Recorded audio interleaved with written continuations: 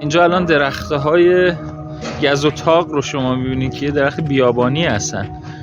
اینجا الان رویده. این درختچه‌ها یک معنی بیشتر ندارد. مدت هاست از اینجا آبی رد نشده.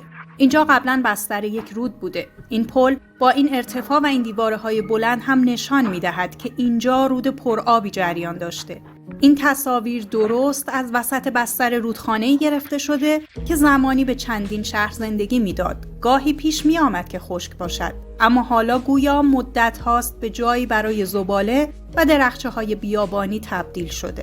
اینجا قوچان است و این جای خالی رود اترک، رودی که پیش از این 5مین رود بزرگ ایران بود. از کوههای هزار مسجد در خراسان رضوی می آمد، قوچان، فاروج، شیروان و بجنورد را طی می کرد، جایی نزدیک به اینچه برون به مرز ترکمنستان می رسید و به این کشور می رفت تا در آخر به دریای خزر بریزد.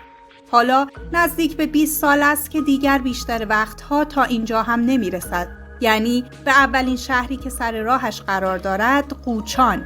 حالا بخشی از آب آن را حدود 20 کیلومتر قبل از این شهر در اینجا به دام انداختند. 1374 یه سدی مطالعات شروع شد و 1374 افتتاح شد. سد بر روی رودخانه اصلی اترک احداث شد. اگر همه شرایط نرمال باشد، اترک سالانه باید 250 میلیون متر مکعب آب داشته باشد. مخزن سد تبارک هم 60 میلیون متر مکعب است. پس اگر رود پر آب باشد، این سد باید سرریز کند.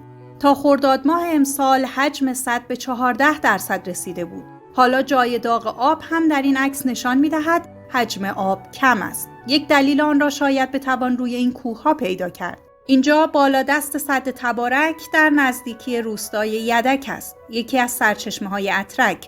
آبی در کار نیست، برفی هم در کار نیست. حالا که همه ایران را بارش و برف در بر گرفته، اینجا خشک است. بارندگی‌ها در قوچان سال گذشته هم به 1/3 رسیده بود. امروز پنجشنبه 7 دی ماه، توجه داشته باشین، 7 دی ماه. میخوام رونمایی کنم از شکوفه‌های بهاری خدمتتون.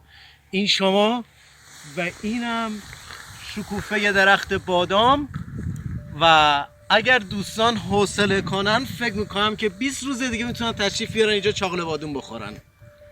و این اتفاق خیلی خیلی خطرناکه. خطرناکتر از آن اما این صحنه هاست. درختان جوانی که معلوم است به تازگی کاشته شده‌اند در مسیر رود اترک بعد از سد. به این دو تصویر نگاه کنید. این عکس حجم کشاورزی بعد از سد حدود 30 سال پیش را نشان می‌دهد. این تصویر هم میزان کشاورزی در این سال هاست. سد تبارک قرار بود حقابه کشاورزان را تامین کند، اما به نظر می‌رسد فرصتی شده برای کشاورزی بیشتر. سد باعث شد که اراضی زیر کشت دیم ما وارد کشت آبی بشه، یعنی آب بیشتری رو ما تخصیص بدیم به کشاورزی. باعث شد که بستر رودخانه بتونن تصرف کنن، اهالی بتونن درخت بکارن. خب بیشترین محصول این دره و دره عمارت بهش میگن که رودخانه ها رد میشن ازش، همه دارن سیب میکارن. جالب اینه که ارتفاعات بالا دست رودخانه هم دارن حفاری میکنن، دارن کشتکار میکنن و سیب میکارن، در صورتی که آبی نیست واقعا. همان مقدار آبی هم که طبیعت به اترک داده، همان ابتدای کار در کشاورزی مصرف می شود و آبی برای اینجا باقی نمی ماند. تالاب‌های آلاگل و آلماگل که بخش زیادی از آب آنها از اترک می آمد. اترک بعد از آلماگل اینجا در اینچه برون به مرز ایران و ترکمنستان می رسید و در ترکمنستان به دریای خزر می ریخت. اینجا رود اترک مرز بین ترکمنستان و ایران. همینجوری که می‌بینید خشکه. طبق قراردادی که ایران در سال 1926 امضا کرده، 50% از حجم آب اترک حقابه ترکمنستان است.